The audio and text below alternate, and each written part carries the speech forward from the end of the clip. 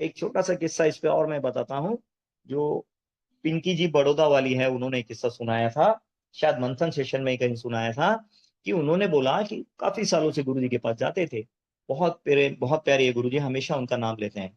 तो वो बोले कि एक बार मैंने गुरु जी को बोला, बैठे थे ऐसे साथ में सबके, तो मैंने गुरु जी को बोला, गुरु जी मैं इतने सालों से आपके पास में आ रही हूँ और देखती हूँ कोई कोई आता है प्रार्थना रखता है और एक झटके में उसका काम हो जाता है, और हम तो इतने सालों से आते हैं और हम जो प्रार्थनाएं रखते हैं वो तो जल्दी स्वीकार नहीं होती है,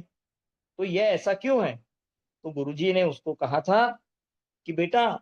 अगर तू बोले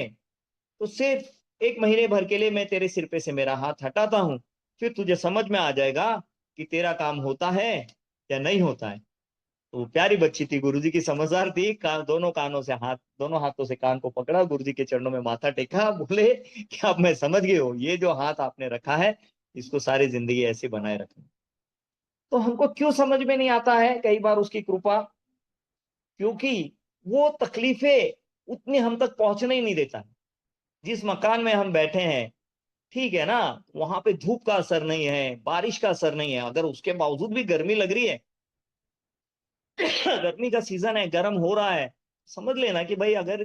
गुरु की छत होते हुए अगर मुझे गर्म लग रही है, तो अगर इसकी छत ना होती तो मेरी हालत क्या होती।